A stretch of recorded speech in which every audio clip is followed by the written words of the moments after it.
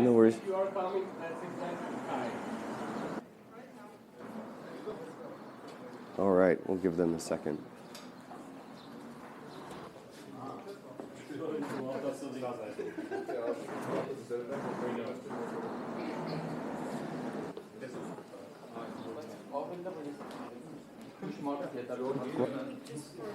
Yes. We want to have to come to say the opening speech and then.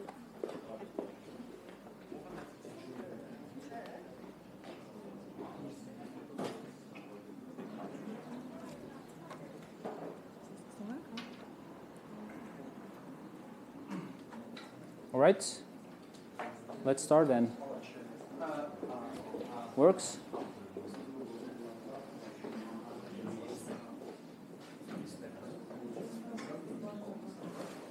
Okay, hi everyone. Welcome to Groktalk. We have a great topic today and a great guest. Ryan is a VP of Engineering at Vineti. He helped to set up the company here in Armenia, the sister company here in Armenia. He's an engineer with over 20 years of experience, an agile evangelist, and also what's interesting, he writes books with all this cyberpunk and sci-fi kind of stories that you can find even and download and read them. And the topic today is pair programming. I think that's quite an interesting thing. A lot of programmers talk about it, they heard about it, but no one's actually practices it. So, welcome, Ryan. Thank you. Well, thanks. Thanks everyone for coming out. I hope I can shed some insights onto pair programming, what it is. Today, really, what I'm hoping to do, this isn't going to be necessarily a technical talk, right? We're not going to be getting on the keyboard or pairing or anything like that. But what I wanted to do, I know there's a lot of confusion out there about what pair programming is. Why is it beneficial?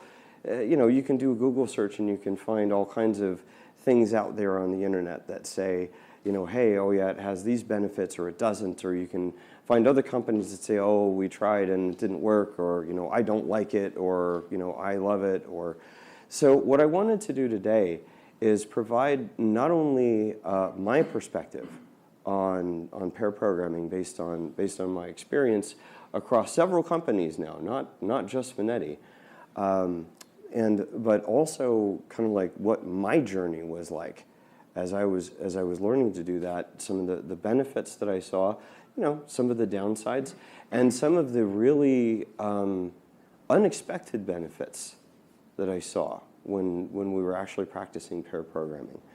And so I want to give you all that perspective, of course. And then at the end, if you have any questions, I'm happy to take absolutely any questions that you have. So, sound like a plan? All right, let's do it. So I've just got some notes here if you see me looking at my phone. So like Clove said, I've been a software developer for over 20 years now. Started at OpenTable.com, actually built their CRM system, went to a company called Cord Blood Registry, which is an umbilical stem cell harvesting and storage company. It was very, very biotech.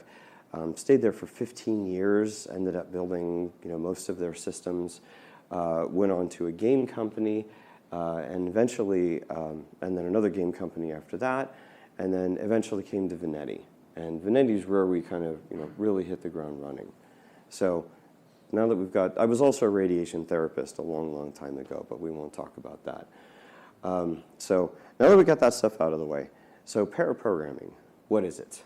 You might have seen the memes out there. Two people. There's some really funny videos out there with two people with like hands over each other on the keyboard, and it's hopefully if you're doing pair programming, you're not doing it like that. So pair programming is the act of having two developers on the same computer, not in the same seat, not even necessarily with the same keyboard and mouse, but on the same computer, working on the same task at the same time. And usually the second I say that to any executive or anybody who's doing hiring, they're like, you're crazy. Why on earth would I put two developers on one task when I could have them working on two different tasks? And that's what pair programming. We'll go into some of those. We'll actually go into some of those in just a minute. But it is pair programming is essentially really putting into practice not only the idea that two heads are better than one, but if you take the sum of those two developers and put them together, you get more than the sum if you were to put them together individually. So 2 plus 2 doesn't equal 4, it equals 5 or 6. And it's very not intuitive for a lot of people. But hopefully, once we get to the end of this, you'll have an understanding of why I believe that's true. So I wish there was a way to have my phone stay on. So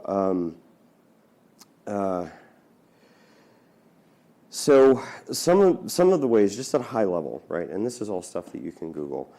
Pair programming, the theory is because you have two people working on one piece of code, you get many fewer bugs. Some of the statistics are up to 80% fewer bugs. It's not just a little fewer bugs, it's a lot fewer bugs.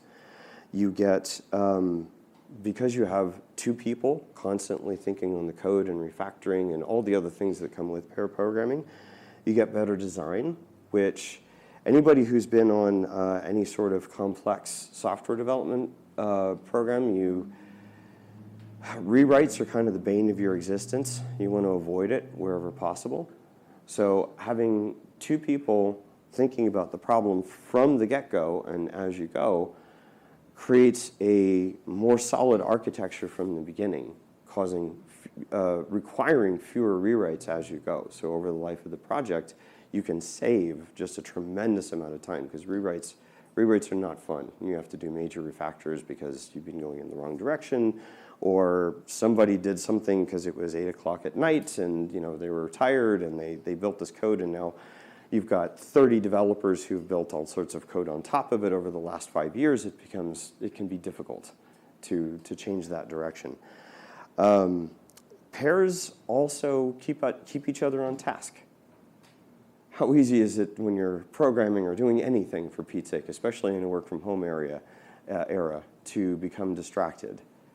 When you're pairing with somebody, you've always either got somebody keeping you on task or you're keeping someone else on task. So it becomes a two-way relationship. And it creates a momentum when you're developing that really, really, really carries you forward. That is, I found anyway, easier to lose when I'm developing alone. So the other benefit is that for any of the programmers in the room, when you've been working on a piece of code and you start staring at the screen, you're like, how do I solve that? And 4 hours later, you're still staring at the screen going, how do I solve that? With pairing, that doesn't happen. And I don't even mean like rarely happens. I mean just like in my experience, doesn't happen. Chances are if you don't know the answer, if you're stuck, your pair does. Or they're at least willing to voice something that you can try and get you unstuck and get you moving.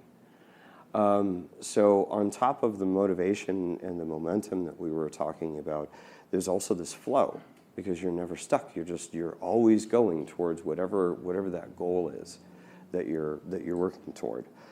And the last thing is, it's very motivational, very motivational and engaging. So when you're working with somebody, when you're working on the same problem, solving the same problem together, there's an excitement about it because there's somebody right next to you who's been with you every step of the way that you can celebrate with.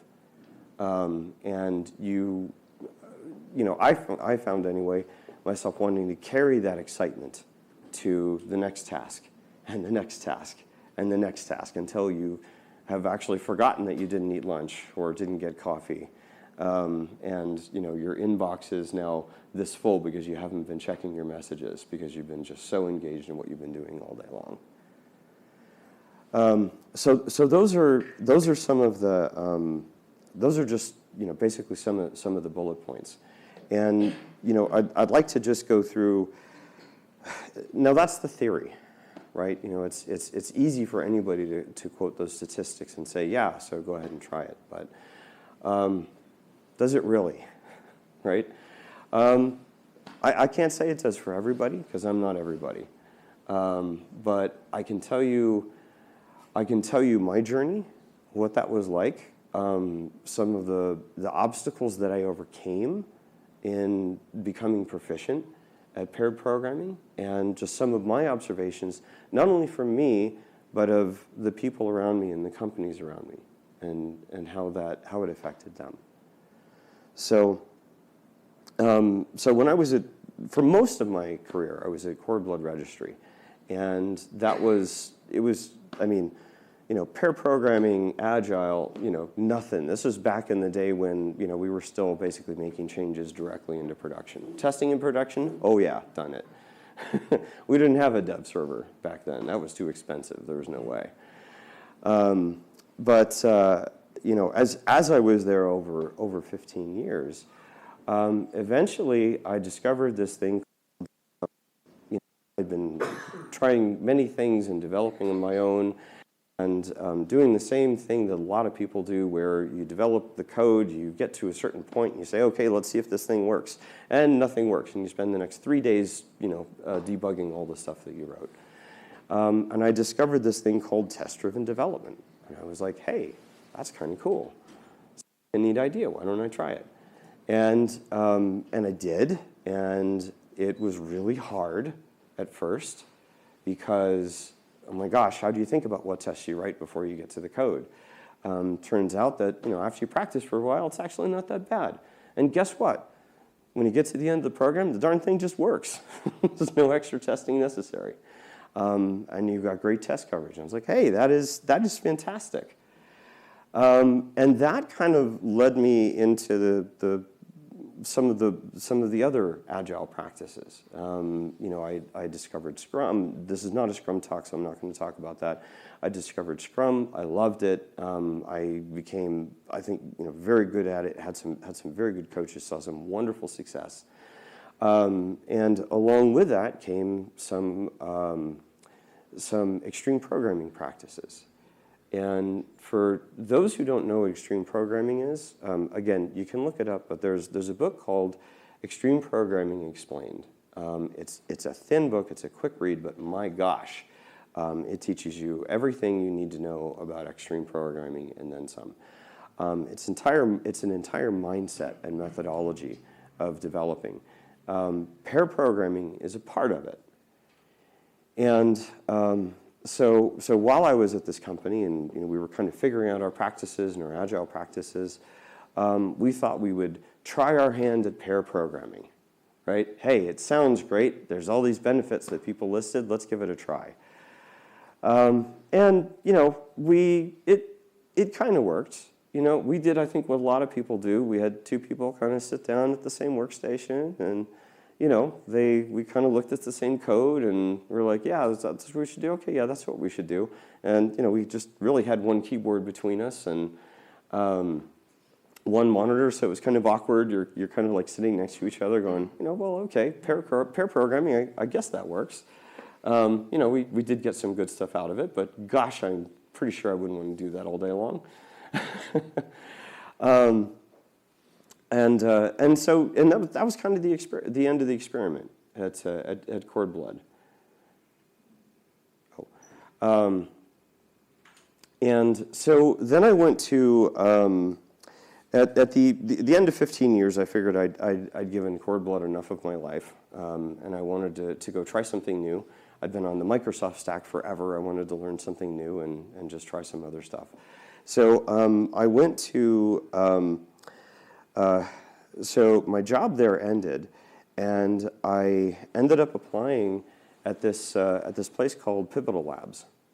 And some of you might have heard Pivotal Labs. If you've ever been to a Vineti talk, you've probably heard them mention Pivotal Labs.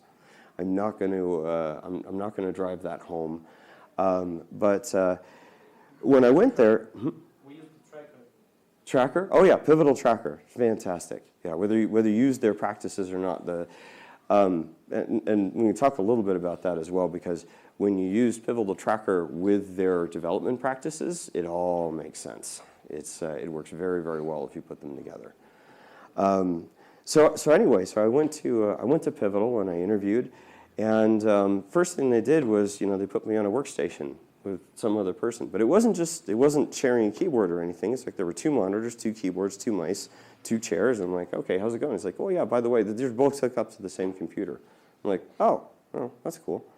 And so, and I went through the interview exercise. It was about 4 hours of 2 hours at a workstation with one guy, and then another 2 hours at a workstation with another girl, and we went through, and they're like, yeah, let's work on some stuff. I'm like, work on what stuff? They're like, well, we've got a customer here. Here's a story from the backlog. Let's just pull that down and start working on it. I'm like, okay, let's do that. And they're like, you worked on Ruby before? I'm like, not really. Well, you're going to learn. This was the interview. I'm like, okay. And I'll be darned, at the end of those 4 hours, if I didn't really kind of know Ruby. It was pretty amazing. Not only did I not kind of know Ruby, I had kind of worked on a story for a customer I'd never met, for a project I wasn't really familiar with. And I had such a good time doing it. The person I was pairing with, oh my gosh, they were so nice and just so accommodating. And anytime I had a question, they were right there to answer it. There was nothing I could ask that would make me feel stupid. And of course, it was an interview, right? So they were asking me questions, but I had fun answering it. Because even if I didn't know, that wasn't the point. They wanted to know, could I learn the language? And how well can I work with people? That's really what they wanted to know. It gave them a great ability to see if I would work well with them by having me work with them. Were they paired randomly? No, I can't say randomly. I think within the organization they had certain people who were good at pair interviewing, because it's ever so slightly than pair programming. It's ever so slightly different than pair programming. But yeah, they make sure that they have quite a few people who are proficient in it, so they can distribute that load pretty well amongst the organization. They try to pair people who have similar approaches to problem solving, or they try to pair people with different types of thinking?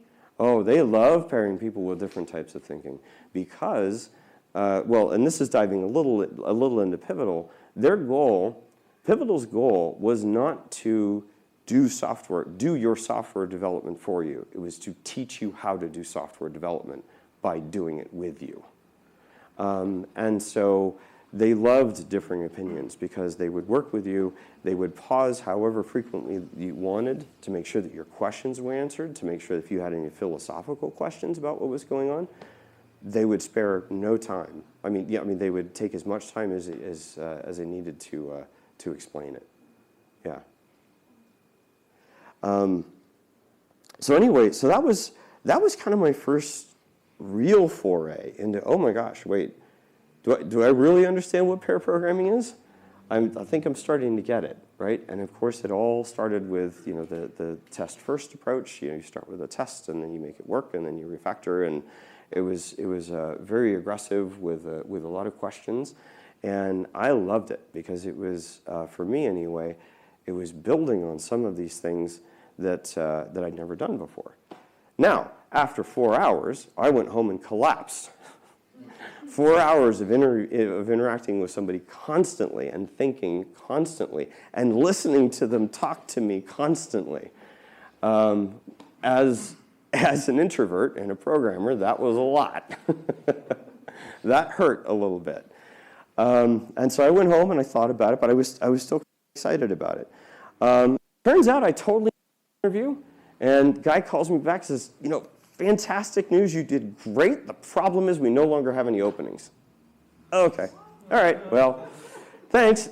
Happened to be like one of my best friends too, who ran the place at the time. But you know, it's like, okay, you know, I can deal with that. So, so I got a job at a place called Signal Zero. And they were a game shop, but they were also working on this Ruby code. And it just so happens, coincidentally, that they had just come out of Pivotal. And so they were using Pivotal methods, so they had the pair workstation set up properly. So you know, you've got distance and spacing and your own keyboard and your own mouse and all that stuff set up. Hey. And you know, just a couple of workstations because it was a really small shop. And that was the first time I experienced the true definition of exhaustion. Because that was the first time that I had to work for 8 hours pairing with somebody the entire time, basically talking the entire day. When I got home that first day, I was, you know, of course I'm trying to learn the program, I'm trying to learn the context, I'm trying to learn all that stuff. I got home and my wife was like, how was your, nope, just, I went upstairs, I locked myself in the room, and like, I think it was like a half hour before I even talked to my family. It was very exhausting, just mentally and physically, just absolutely exhausting. Question. Did Yeah. you transform into an extrovert person? I don't think that did. I think talks like this are doing that. Because I would never say like you're an introvert person. Yeah, no, well, the story's not done. So I'm just preparing everybody. If you try it, don't give up on the first try. Because, against my better judgment, I went back the next day. And I sat down in that chair, and not with the same person, because at Pivotal, like with extreme programming, I think they actually recommend changing the pairs every couple hours. We were like, no. So we decided, and Pivotal's recommendation is to change pairs once a day, right? Even if you're in the middle of the story, change pairs once a day. There are benefits to it. We'll talk about it in a minute. So sat down with another person who I just barely met the next day before. Got another 8-hour onslaught. You know, of course, there was a there was a lunch break and all that, and got home, same thing. I couldn't even think about talking to any of my family, anything like that. So, rinse, lather, repeat for I want to say for the next 2 weeks. Actually, it was about the next 3 weeks. And on the third week, I noticed something very interesting. Number one, I wasn't coming home tired. I wasn't tired at all, in fact. And over the next couple weeks, it was actually the opposite. Not only was I not tired, I was getting energized. I was coming home more energized than I was if I was working alone. Because I was getting into the groove of it. And I also found that not only was I just being talked at and then trying to type some code and keep up with them, but I was able to do what they were doing, which I never thought I would be able to do, which was think out loud. So as I was working on the code and thinking about, okay, what test am I going to write next? What problem are we going to solve? How are we going to approach this? I was able to verbalize that and turn it into a conversation, a constant conversation with my pair that became almost this constant stream of conscience. And it became very energizing and very motivating. And then the company closed down. Not because of pair programming, but I want to be clear. There were other issues.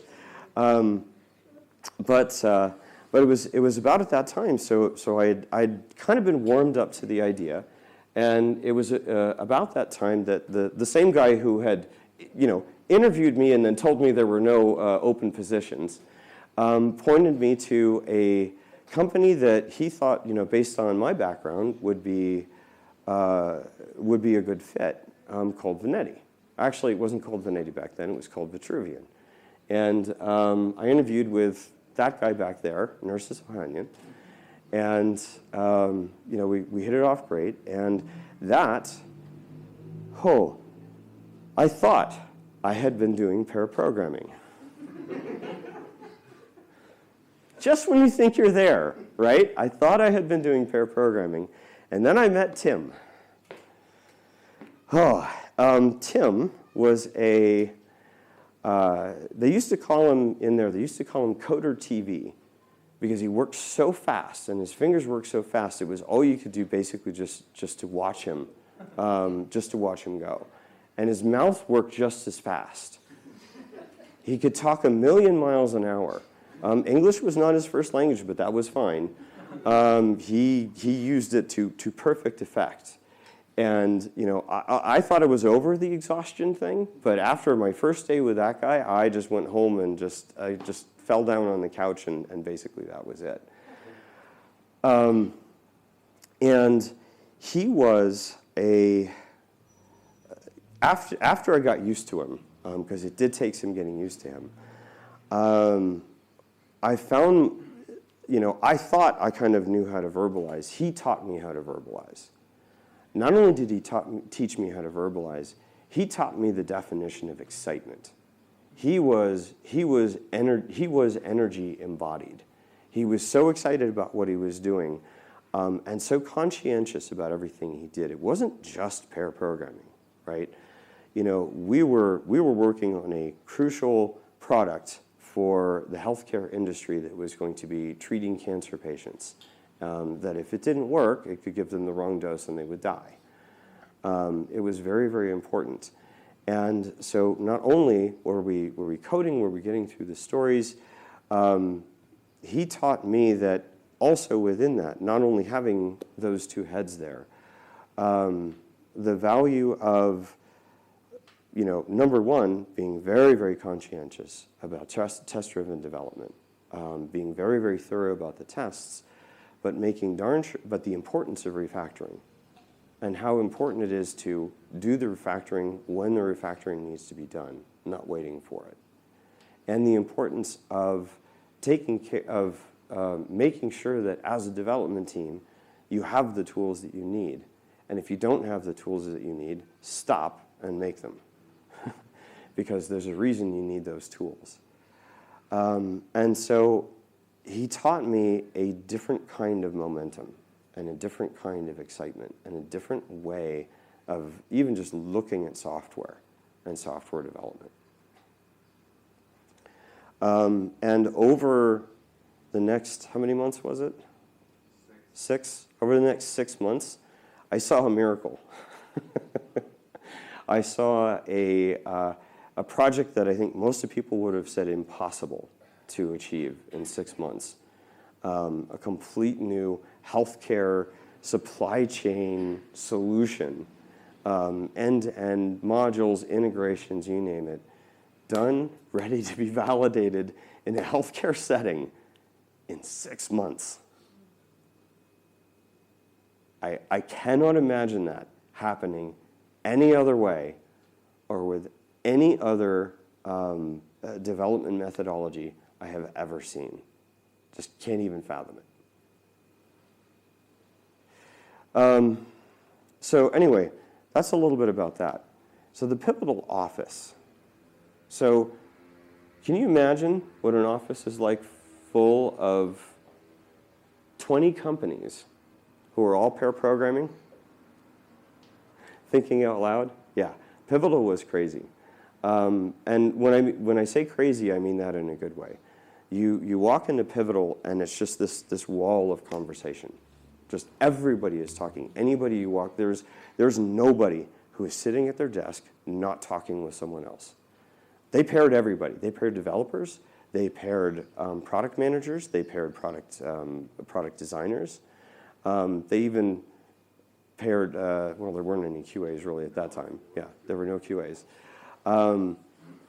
So there was nobody who wasn't just excitedly talking. So when you walk into this place, it is just like this wall of energy that hits you. Every table you walk by, you find yourself walking faster because it's just you're so excited to get to your table and start working. And there was no assigned seating, so you would after stand up in the morning, you would determine who you were going to pair with, and then you would sit down at any station. It didn't matter because all of the stations were set up the same way.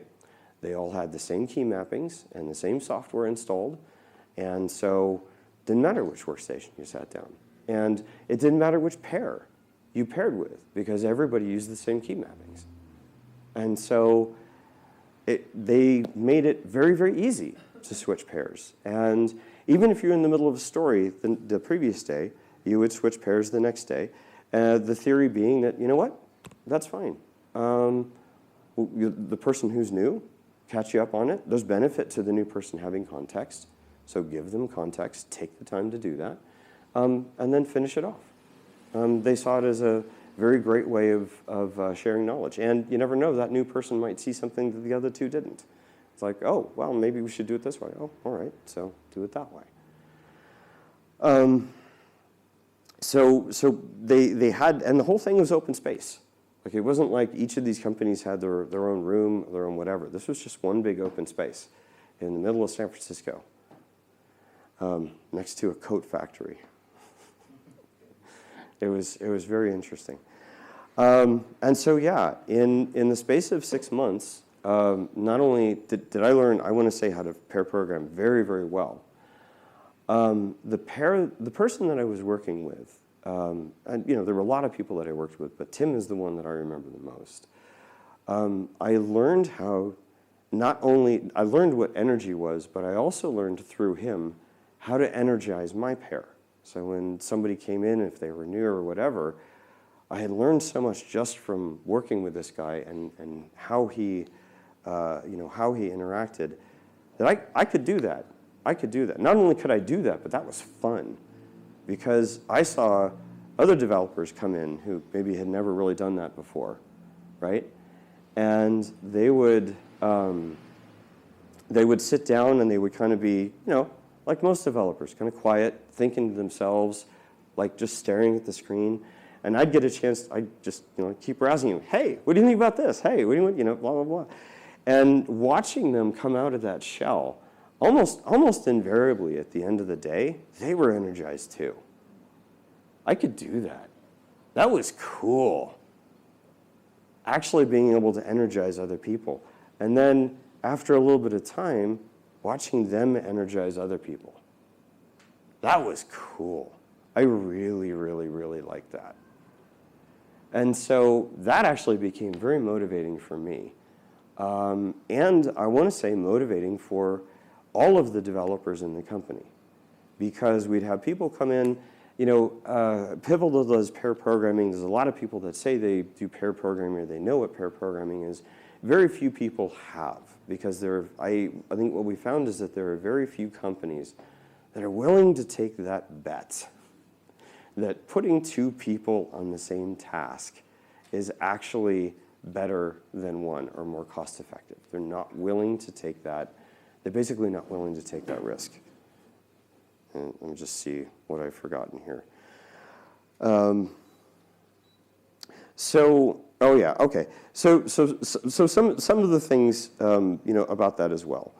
So while we were actually in the Pivotal Labs, some of the other benefits that we saw, as you can imagine, when you're working 8 hours a day next to somebody who already knows the code, or already knows the project, or already knows whatever, having somebody with you all day long who you can ask any question to at any time accelerates your learning incredibly. So I picked up on that product in record time, and it was not a simple product. But it was the fastest way I can imagine any sort of onboarding into any sort of complex project. So that was a very interesting side effect that we found. Let me see. The other interesting thing about Pivotal was, as you can imagine, right, as you're doing this, there's a lot of energy that goes into pairing. There's a lot that comes out of it. Just a tremendous amount of productivity, tremendous amount of creativity. But you can only do it for so long, even when you're used to it, even when it's energizing. And so the other thing that they also emphasize that goes very well with that is sustainable pace, right? Don't kill yourself. They had a company policy, no more than 8 hours. It went over 8 hours, they basically, it's like, you know what, if they were in the middle of typing a line of code, they'd be like, you know what, let's finish this tomorrow. And that was it. And they all went home, so you had nobody to pair with, even if you wanted to. But it was a wonderful balance, right? It's the balance of that incredible driving energy for a sustained period of time with, you know what, let's make sure we don't burn anybody out. And that, Can I? oh yeah, come on, Thank you. come on in. So those were some of the things that we that we noticed while we were in Pivotal Labs. And then we moved out of Pivotal Labs, and that was where some of the real education began, I would say, because Pivotal, their goal is not to be the kind of service vendor that stays with you forever. They're not trying to milk you for years of lucrative contracts. They're not trying to do anything. In fact, their goal is to get rid of you in 3 months if they can. They don't want you for any longer than they can, because their goal is to teach you how to make software, not become dependent on them. So eventually, our number came up, and we had to move out of the Pivotal office. And they actually provided some people to come with us. So to say, okay, you know what, we're not just gonna kick you out. We'll take our people, because you've been in our office. Now we'll put our people in your office, and just a few, not a full team or anything like that, to help make sure that you guys transition okay. And we did. And we did. We not only adopted their pair programming techniques, we took a lot of that in, we adopted their interviewing techniques. We used pair programming exclusively, pretty much, for our interview process, for developers, not for everybody. Because, like I said, I've been doing this for 20 years. I've been a manager since 2005, I think, or something like that. I've never in my life seen a better interviewing technique than pairing, than actually being able to sit down and work with a person who is potentially going to be working with a company. Just never found anything, more engaging and more telling about whether this person was going to be a right fit and what their capabilities were, how they thought, how they dealt with troubleshooting, how they dealt with conflict, what their coding structure looked like, how quickly they picked up on a language they've never seen before. Because we were a Ruby and React shop. Chances were, when the candidates came in, they were going to not know one or the other. So we also wanted to see how quickly they'd pick something up if you had somebody sitting next to you who knew what they were doing. So there were a lot of wonderful, wonderful things that we got out of that, out of those pairing exercises. And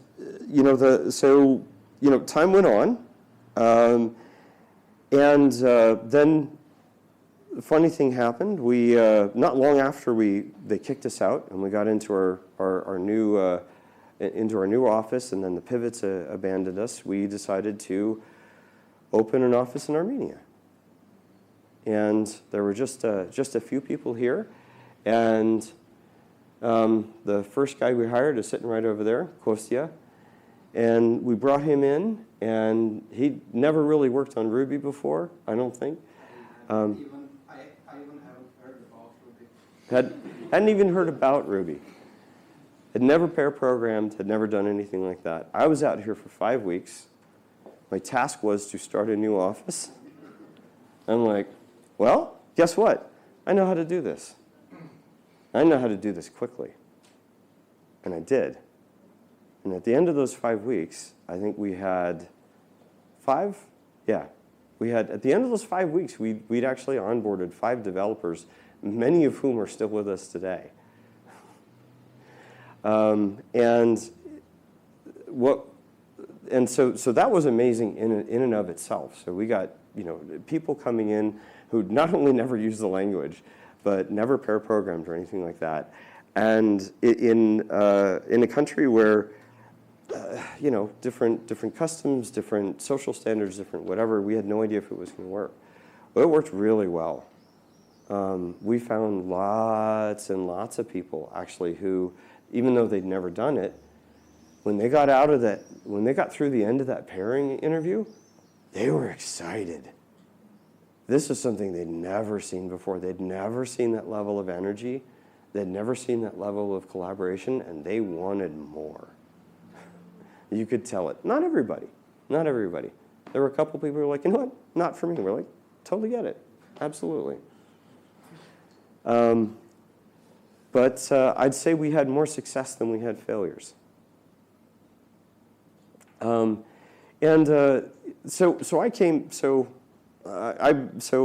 been working, I think for me it'll be 6 years at Vineti in October. So, been here for a little while. Over those years, this is actually my 6th trip out to Armenia. Each time, of course, to spend time with the office out there. And one of the things that I noticed that actually kept bringing me back to Yerevan is every time I came out, I noticed just how close the team was, like how tight-knit they were.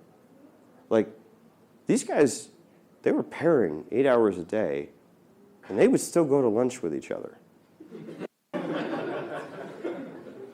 And go to coffee together.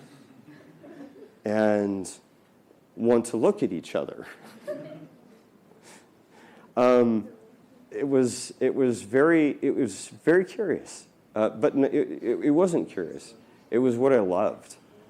It was one of the things that kept drawing me back out over and over and over and over.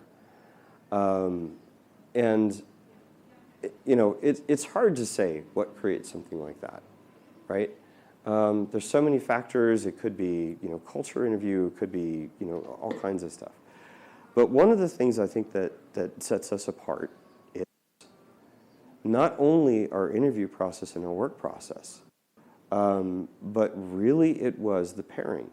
Because when we're looking for candidates, right, we're looking for people who want.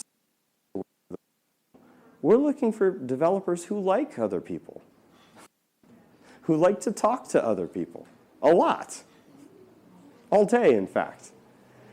And so because of that, not only, and of course, tech skills are important. There's no, you can't substitute for good tech skills. You can certainly, try to teach it, but there's a certain amount of aptitude.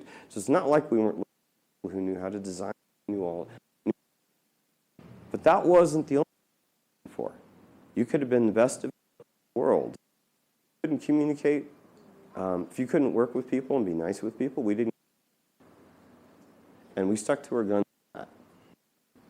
And so what happened is we ended up with an office full of people who like people. And it was such just an amazing, wonderful family type environment, just like tight for the time. It was a side effect I didn't predict at the time. We made Dave like people. Success. That should be a paper. So yeah, I mean, it was actually transformative. Actually, to Kostya's point, and trying not to name names, be nice. Even people who maybe had trouble talking to people when they came in, that trouble after long. Because they had to do this all day long, they became pretty good at interacting. And people who had trouble making friends suddenly had a lot of friends. And not only that, but we had multiple teams working different project areas, things like that. because we rotated pairs and we rotated people across teams, nobody was afraid to talk to anybody else at all in any way, shape, or form. So we basically had an office full of people whatsoever collaborating across technologies, across interfaces, across unit, across the sea in some cases, because we would also fly people out from and fly people from San Francisco to Kenya to make knew each other and actually to pair across the ocean. Went back across the other side of the ocean, that they had the experience of very, very closely with some of those people and could bridge those gaps, bridge the gap even across a massive time zone. And it worked really, really well.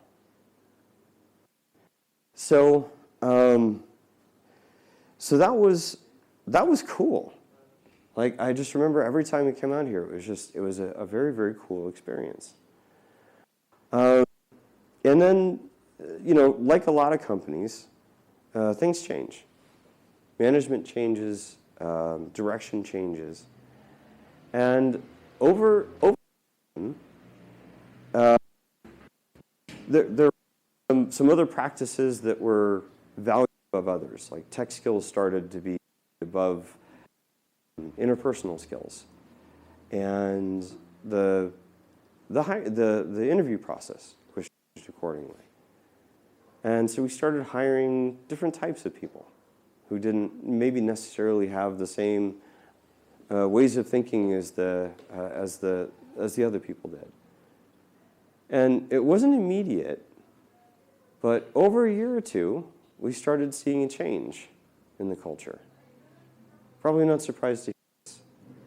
I was disappointed to see it. There was a part of me that was really just kind of hoping that, well, the core culture that we have, that should be enough. It wasn't. And things started to change. I can't say terribly, right? But it certainly wasn't what we had. And in this whole thing, I told you really I wanted to tell you about my journey and kind of my experience.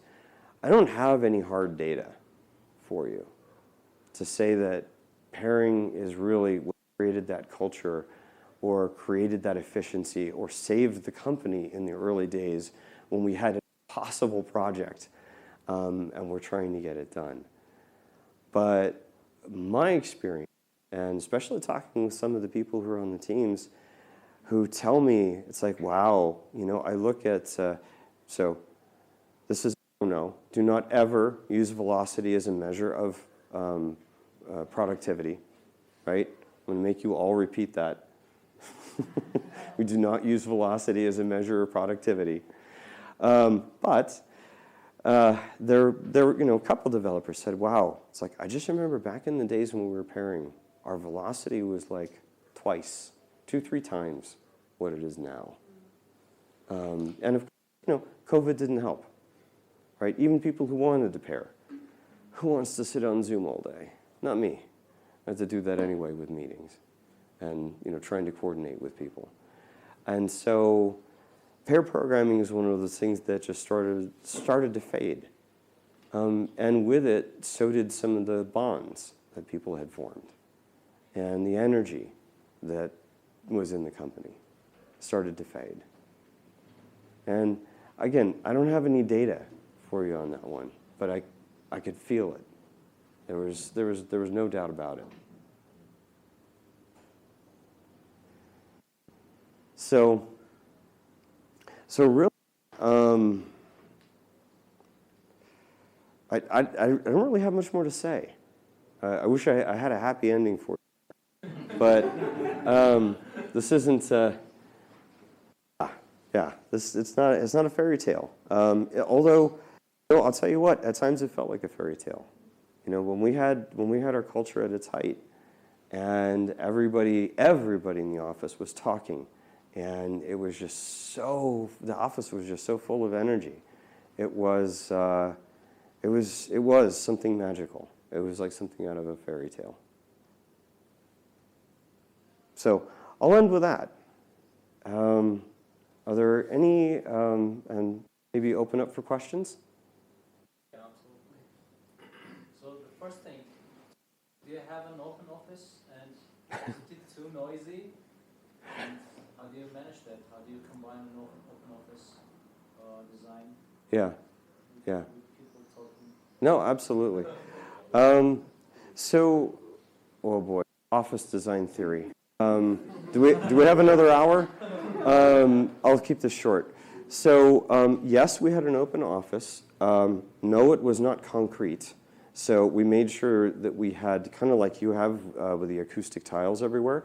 So even though it was open, we made sure that there was enough room between desks that you weren't like, just too crowded together, and that the desks were big enough and wide enough and far enough apart that it wasn't too bad. There were a couple of people in the office who actually had a condition where it's difficult to tune out background noise. For them, it was very difficult. Most of the other people, no. And I'm speaking mostly for the San Francisco office, at the time did not have an issue. I think currently, yeah.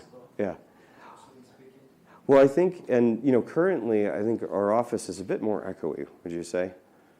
Yeah, it's a bit more echoey, and it actually is a bit more challenging. And so I think, to get back into that spirit, I think we need to make a couple of changes to make it easier for the devs. If you're talking about ideals, usually when especially if you're talking about Scrum teams, having each team having their own enclosed space, but the team themselves being in an open space, is what I've heard is the ideal, and in my experience, is probably optimal for productivity and for team happiness, because you want the teams to have constructive noise, which is, hey, just because the other person is talking about something you're not working on doesn't mean it's not relevant, versus being in an open office where there's a good chance it isn't relevant, right? So it's trying to, you want to keep that effect of constructive noise while eliminating the non-constructive noise. I have a lot of questions. Did you try also to practice pair programming through Zoom? Yeah. In fact, we had some contractors who worked in BendyWorks. There were some on the East Coast and things like that, and they did almost exclusively pair programming remotely because they were a distributed team. So they had learned to do it through Zoom, and they had become used to it. Mm-hmm. So we did. There were some people who did it. I think once COVID hit, it just became a non-starter. Not for everyone, but yeah. But yeah, there absolutely were teams and individuals who were fanatical about it. They had their workstations completely set up for remote pairing. Have you noticed any drawbacks of pair programming? Not too many, other than the initial hump that it takes to get over and to get used to it, because it does take some getting used to. It's one of those things that if you don't stick with it, and if you don't have somebody who's committed and kind of knows what they're doing, it can be difficult it can take a lot longer to find your stride and really kind of achieve that state of flow. I would say, if you were going to list some of the drawbacks, it would be office noise, because everybody's talking. I can't even say, so one of the other things actually I forgot to talk about, the other thing is let's say you've got a team of 5 people. What does the 5th person do? Right? I'm glad you brought that up, because actually there's one more topic I want to touch on real quick. Or initially I thought that would be a drawback. There would be somebody who was odd man out, they wouldn't know what to do, they wouldn't whatever. No, not at all. In fact, one of the things that we discovered, especially during a particularly stressful piece of a stretch of development that we were doing, when we were just trying to hyper-optimize our time, because we just had this ridiculous timeline that we were trying to meet, is that pair programming works best for when you're trying to tackle complex problems, right?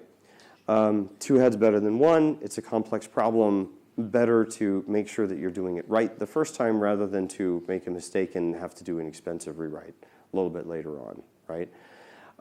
So what we ended up doing actually is flagging the shorter or simpler stories. And so whenever there was a mismatch, or if there was just like somebody who was going to solo, the two options they had, and we did this sometimes too, they could either mob, and mobbing is a term that we use whenever there was more than two people on a project. And yes, we did that too.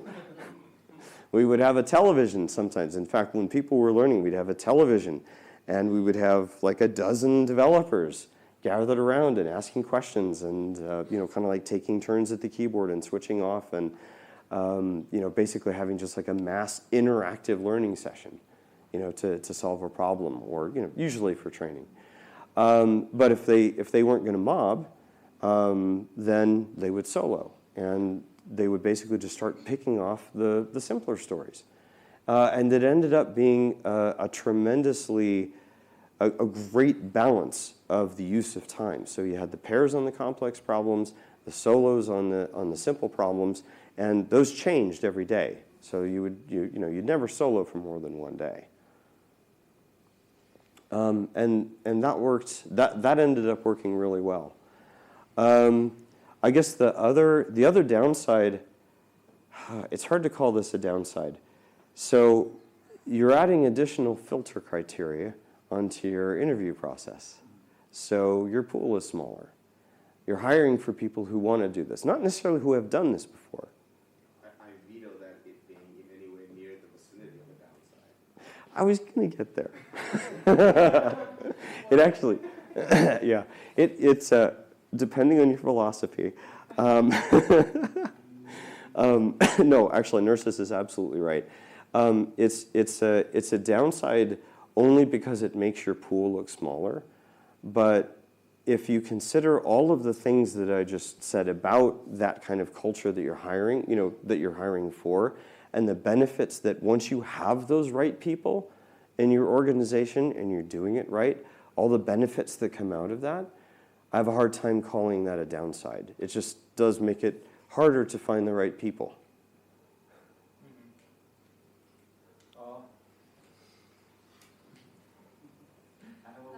My question is also related to the drawbacks, maybe. What if two junior level engineers are pairing? Thank you. No, not a great idea. Not a great idea. Yeah. So all right. I'm going to get on the agile pedestal just for a second. Agile teams work best when you have experienced developers. Pair programming, stream programming, it all gives a tremendous amount of responsibility and autonomy and decision-making power on the team by default, because you're trying to build a sense of ownership and mastery, autonomy, purpose, all that stuff, right? And so putting two juniors together, it's difficult because they they don't necessarily have the experience to make those right decisions, and so they can actually end up just developing the same wrong habits together. Yeah, so it's almost always best. The most effective that we found was two experienced people, which sounds kind of ridiculous, but it's true. When you have two people who really know what they're doing, they fly. And the stuff they produce can be absolutely incredible, and they can do it very, very, very, very quickly and very effectively. So that's probably the absolute best. The next down would be either an experienced and a mid, or experienced and a junior. Now, the problem with doing an experienced and a junior. Now, I said one of the benefits to doing pairing is that it's a great teaching tool. Be careful, because that's also very draining on the person who's doing the teaching. If you make that person do that too much without swapping pairs and kind of distributing that, you got a risk of burning that person out. It's a lot of work. Yeah, so that's the only caution I would throw out. But other than that, it's a fantastic teaching tool. Yeah. How do you think, are there rules like how much time should be spent on training a person? And do you entirely think that there is a need for some durations for that? I think it just totally depends on the context and the complexity of the project that you're trying to tackle. Yeah. Because I guess we can approach to a step where a person jumps in and he spends like months, years on that same, and it does not grow. How to prevent that, or is it actually a point to prevent that, or something like that? I think we're starting to delve into management theory and performance and stuff like that. But yeah, that could mean you got other problems, potentially. Yeah. Did you have any rock stars and people who everybody wanted to pair with? Oh yeah. So they're Oh yeah. exhausted all the time? Yeah. Well, I think actually for a while I might have been that person, but they couldn't exhaust me. I liked it too much. Oh, sorry. Yeah, you had a question. Team seniors doesn't want to teach juniors. They can easily say, you have team leads, you have CDO, you have PM, you have managers. They can do onboarding, do documentation. I'm just a senior. I'm writing my code. I'm doing things. Then you hired the wrong person. I wouldn't have hired that person. So in Scrum, there are no titles. The entire team shares the responsibility. And I'm a firm believer in that. So I would probably address that with that person directly.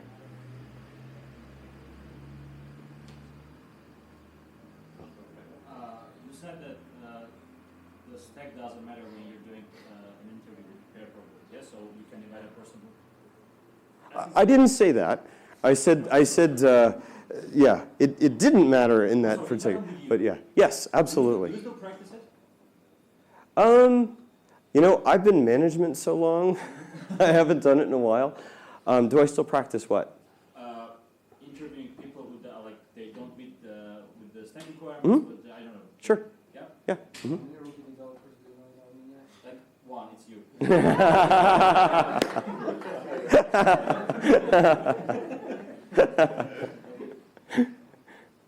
Actually, my question was: do you have any strategy when you are interviewing a person who does not have skills with that stack? Yeah, absolutely. Yeah. So usually, boy, I could do a whole course just on oh no yeah.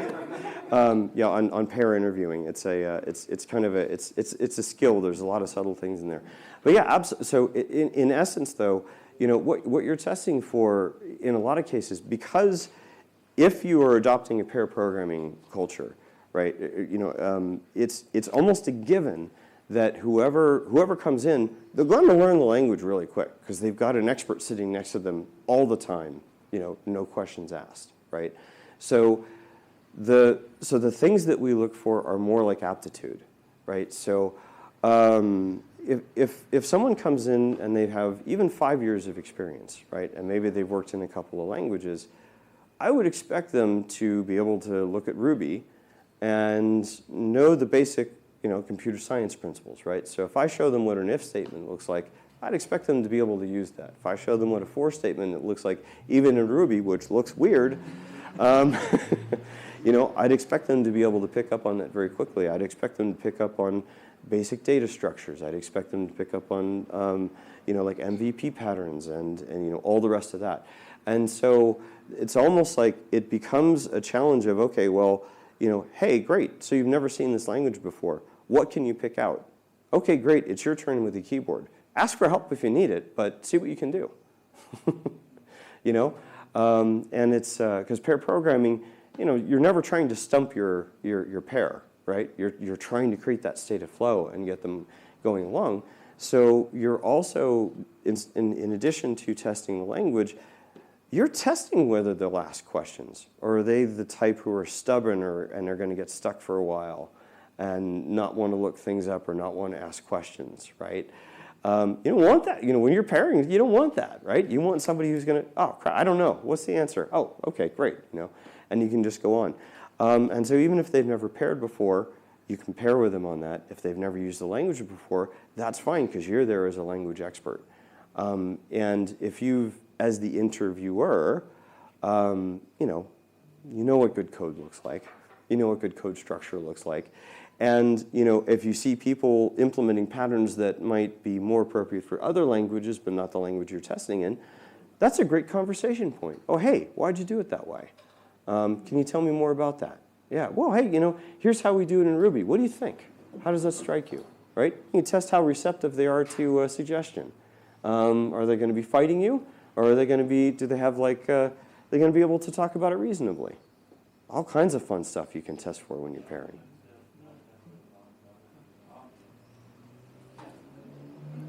I have a question.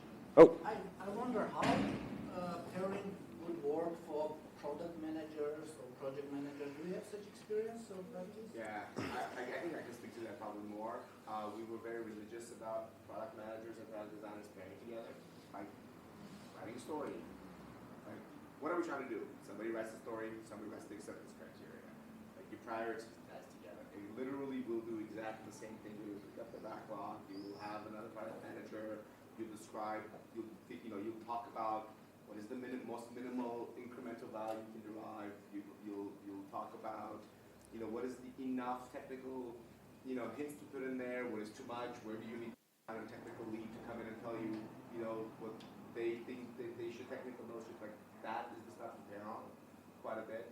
Same thing with product designers. I mean, I think especially for product design, Figma and Miro and all those tools have actually really optimized for pair designing. So like we made sure that every function did that. We made sure that every junior and you don't do it the same way as engineering, right? It's not the 8 hours every day all day because sometimes you just sit there and accept it or go do research or look at marketing.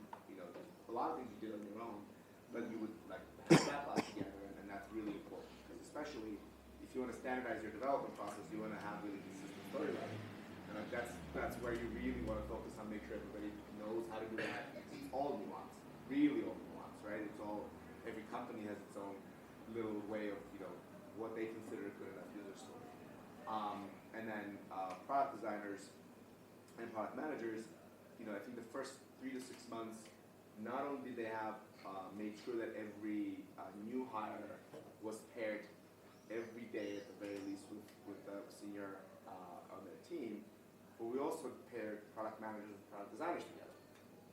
They would pair sessions as well because as you write a story, you want to also pair on like what so and pairing. I mean, yeah, PMs and designers work together. That's not pairing, but part of the pairing that you bring in is it's one machine. You don't get to sit there on your machine and design it. He sits there, does it like you're on one machine. You have to look at it. You have to see how does a designer navigate their designs. How does that was extremely important for us to do.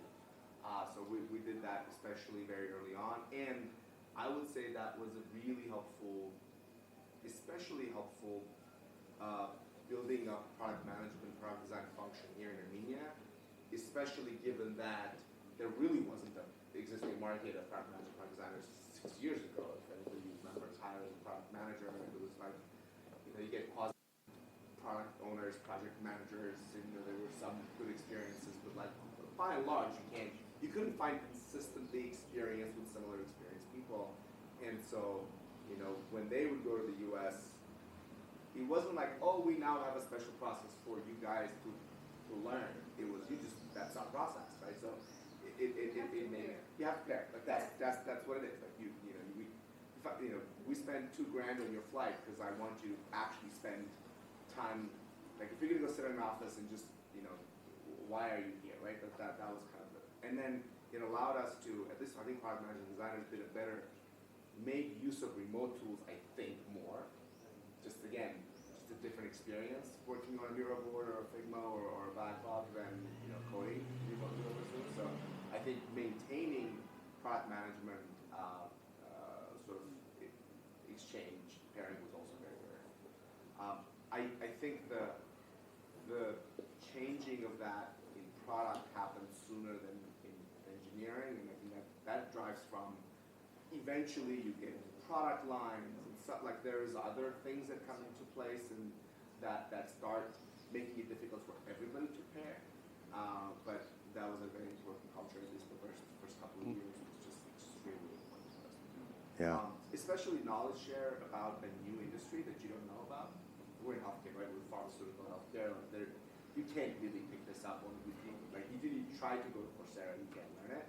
And so that active conversation about that person who you saw and talked to at the customer, or that facility you visited, and the fact that you saw how that material transfer happened, like it's very effective to talk about it. Then we had all the documentation in the world and pictures and all that, like that 5-minute, 10-minute context setting constantly was extremely important. Thank you.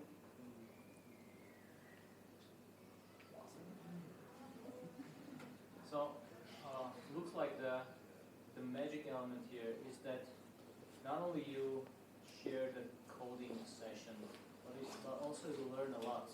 You learn the style of programming, you learn how people approach their laptops, even so the tricks, and Well, and you learn how other developers program, right? So, I think almost all developers, you've developed your own set of patterns and practices, but you now start learning how other developers approach that. And you can have a dialogue about it, right? Because it's not all go, go, go, go, go. It's like, you know what? Oh, hang on. We need to talk about this. We don't agree about that. Let's talk philosophy for a second. What do you think? What are the trade-offs? Okay. And then you come to an agreement, and one or the other people has learned something, for sure. Absolutely. And the fact that you keep changing pairs, that's just more and more and more information that you're learning as you go. So it's a tremendous learning tool. I've actually learned Photoshop like this. Nice. Can I pair with you on that? And he had this technique of doing things in Photoshop very fast. I was inspired by his way of Photoshop, so I learned it. Nice. Sitting right behind him. That's awesome. I want to add one thing. You learn decision making both as a pair and as a group. Like, as a simple thing like everybody has the same key mapping. I mean, whoever codes knows like this could be like a religious war for some people, right? But like you have to like the culture be. No, we're gonna agree on a tool. We're gonna like even if it's inconvenient for me, betterment of the whole. I will put in the effort to do it, and then have the adaptability to then if something isn't working or something is a better idea or a different tool, actually adapt to that as a group, and not have people that started using this Sublime 2.0, and these two people are on Vim, and they're like you can't do support pair programming, you can't do that. And in order for it not to turn into a top-down, you're all using Vim, you're all using Emacs, you're like, then the team has to learn to say, we will make the decision for ourselves, even for something as simple as that. So that already sets a precedent. I think we spent time on that. There's a lot of truth. Well, also, if you notice, we have used the peer musicianing right now. Yes. Because we are playing all the tracks all together. It's constantly two persons that work on the same track, same idea. So you need 2 monitors, 2 keyboards, Exactly, yeah. 2 chairs. Yes. And it's a constant conversation all Right. the time. That's why I learned Cubase. Oh, nice. Well, and actually, so one thing I want to add while we're on the topic, so just very, very quickly on like technique, one of the most fun and engaging techniques I found for keeping the pair engaged, because it's too easy for one pair to kind of like take the control and just run with it, right? Is what they call, it's like the ping pong. It's the most common pairing technique out there, I think. But basically, where if you're, especially if you're doing test-driven development, where if you're doing pair programming, really recommend test-driven development. That goes really well with it. You have one person write the test, second person makes it work. And then, and basically, second person makes it work, does the refactoring, writes the next test. And then the first person makes that work. And so it keeps this constant engagement, especially if you're writing your tests, small, incremental, it ends up working really, really well. And it keeps both parties constantly engaged. So if you're going to try it, highly recommend it.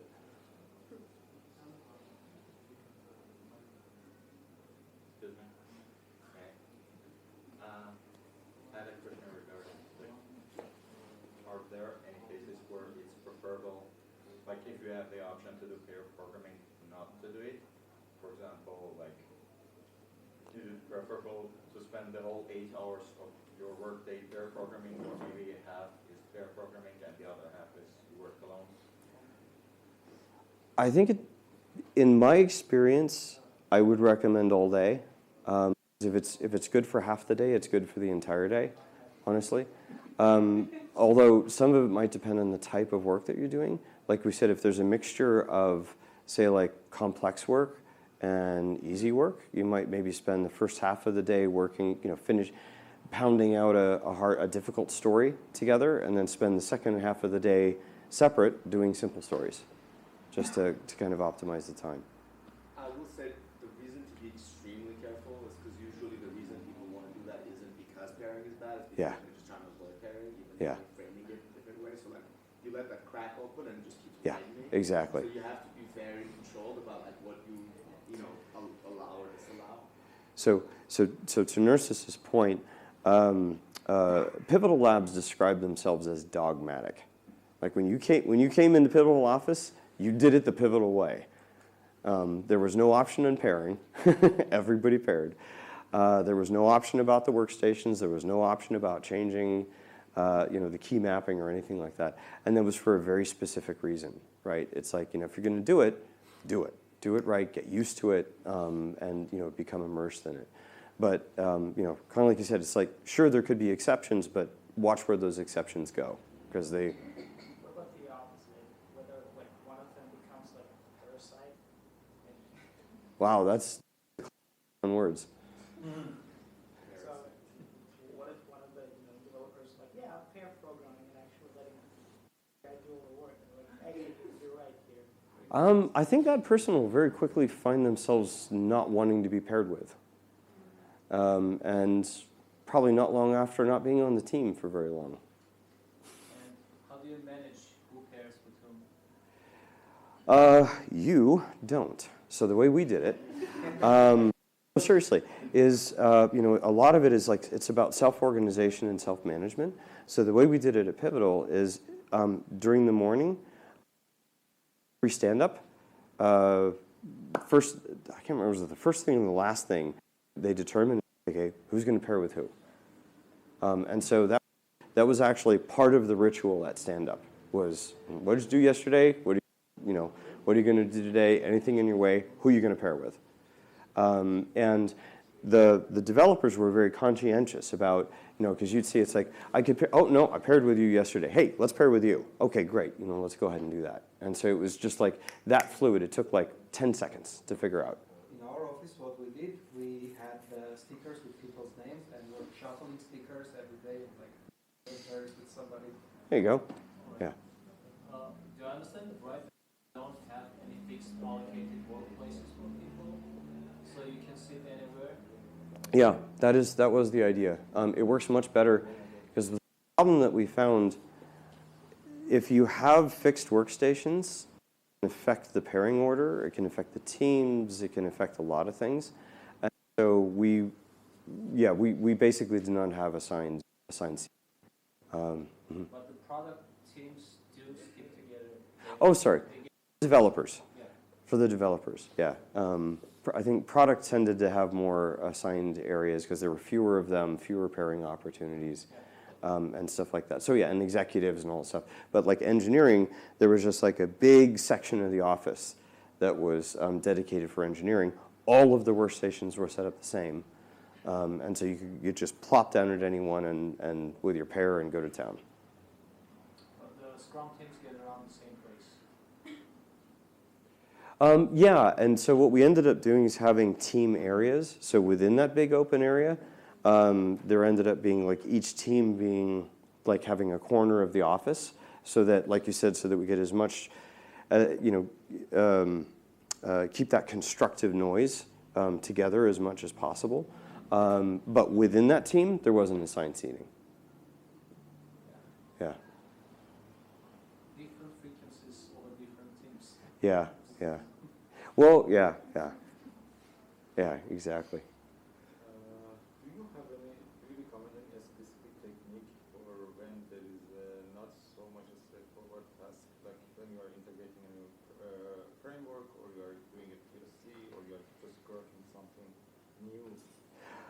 pong or just Yeah, usually not ping-ponging. Yeah, I think, there should be something like yeah. that. Yeah, test-driven development is fun when you kind of have a direction. You know, there's wonderful emergent architecture that comes out of that. But when you're really just like experimenting, it's like, holy cow, we've never even done this before. You know, test-driven development is great when you have tools, when you know the framework. If you're still figuring out the framework, you know, you should feel free to play around with it a little bit. Absolutely. What do you comment for telling us something like that? Like, what is something? You know, honestly, it's because there's no trading. It was almost like the pairs would just kind of like have an internal time limit. You know, they would have a timer. It's like, okay, you know, I've been on the keyboard for about 10 minutes. Here, it's your turn. You know, and so it was a little bit like that. You could use timers and stuff like that if you want, which might not be a bad idea, but something like that. Oftentimes, though, it went with the person who maybe had the best idea or was like most enthusiastic, because you're really in experimental stage at that point. Pairing doesn't have to be just coding too. You should never feel bad about like pulling the whiteboard for your pair. Like you could be pairing with a whiteboard. You could be navigating documentation one person at a time. Yeah. Like those little. Yeah, and so frequently. Thanks for reminding me. Actually, I meant to bring that up. So very frequently at Pivotal, when you had the teams and they were working in, of course they're working in pairs. If one team hit something, and it was a conundrum that would affect other teams or just affect the product, and they felt it was a decision that needed more than just them, they wouldn't hesitate. It's like, hey, everyone, come on over. And people that might finish up typing the last lines, whatever, and they would all just gather around a whiteboard. The one pair would explain the problem. There would be a brief discussion. Usually capped to like 10 or 15 minutes, just to kind of understand the problem, come up with a solution. The team would thank everyone who came along, and they would all break out, and then the team would move forward. And so it was a wonderful way of not only keeping the pairs moving, but basically keeping the team informed about crucial decisions and keeping them engaged.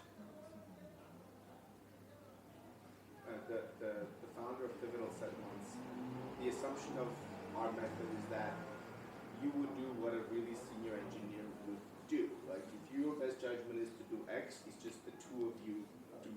Like there's an underlying assumption of like you know what you're doing, and so it's not a prescriptive in the situation. There's an underlying assumption that your expertise should drive what you're doing. You're just doing it together. Yeah. That was, I think, that's the part of the dogmatic that is misunderstood about their way. But there's an underlying like, no, you can't not know things and make this work. It won't work if you don't have really fundamental good intuition. Yeah. Can we assume that pair programming may be more consuming? I mean, in terms of cases when the two pairs disagree a lot. I mean, if I will do the task faster and Yeah. I'm working with someone else, I will have first to add. So, okay. Wow. Okay, that hits on a couple of philosophical points. So first off, alignment is hard. Alignment takes effort. So, and that's true whether it's a programmer, whether it's two people on a business idea, whether it's deciding where to go to dinner. Sometimes, what'd you say? In family, yeah, sure. In family, in a lot of things, right? So there's an effort that there's an effort that goes into aligning people, and I saw several times the exact scenario that you're describing. The curious thing was that over time that problem went away. So the more those pairs work together.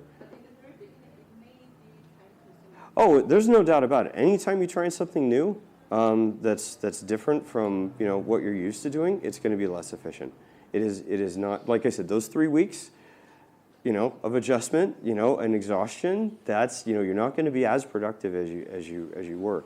But it's one of those things that I think once you've taken once you've taken the time to master the technique yourself, so that you're comfortable sitting down with a pair, and again, basic agile principles, right? So where the power and efficiency of a team comes is from that team learning how to work with each other, right? So even if they're not pairing, if you're on a team, you're learning how to work with those people, right? What are their nuances, whatever. There's always learning, there's always alignment that's coming out.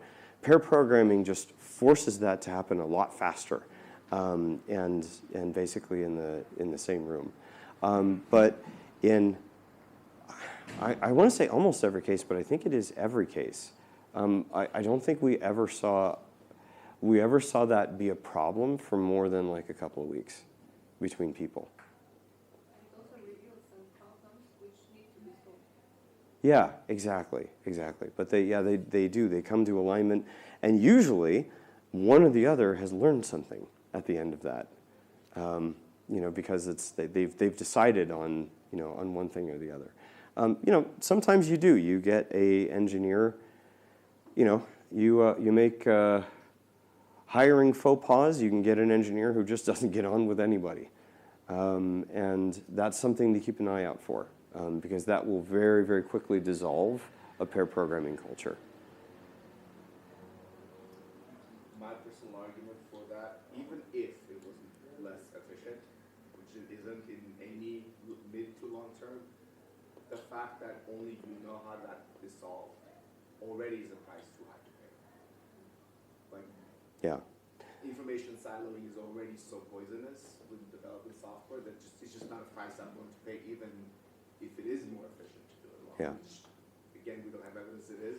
Yeah. Just like after 2 years a week, it's not. But that is one thing that we found, because we were rotating pairs and all that stuff, that there were no knowledge silos. There was no part of the application that any developer was afraid to touch, because they all had at least passing knowledge of that, because frequently they changed pairs and things like that. Now, again, on larger software, not always possible, but for small to mid-level software, absolutely. Question, how do you look at the thing that several companies try to compensate that stuff with their knowledge base, like some portals which they share the information knowledge as much as they can, maybe referring to outside points which could be later integrated in comparison with the pairing. Yeah, so there's no, I would love to actually hear opinions around the room. I've never seen a substitute for tribal knowledge when it comes to speed and efficiency. Having a reference manual is 1,000,000 times less efficient than knowing something. Brain works faster, right? Much faster when it's in your head, yeah. I mean, Pivotal didn't do comments. There were no code comments. Oh, we're not going to get into that war. Let's not. Yeah. That's tomorrow night with boxing gloves. You think we can finish if there are no any questions? Okay, thank you. Yeah. Thank you so much, Ryan. Thanks everyone for coming. Yeah, thank you. One more thing I would like to say is that networking is an inseparable part of Groktalks, because we believe that enables and grows the system, the ecosystem that we have, the tech ecosystem. So please feel yourself at home, take a beer, and communicate with each other. Thanks, people.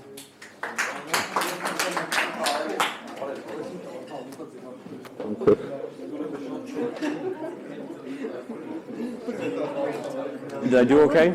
Yeah, okay. to us about keyboard hackers. About what? Keyboard hackers. Oh, okay. And I was like, no. Oh, keyboard hackers. Oh, you mean people who just, oh, yeah. Very interesting. Thank you. Oh, thank you. Absolutely. No, yeah, absolutely. This was very inspiring. Great. Oh, fantastic. Thanks. I'm so happy. Stasera che non ti siamo passati a stare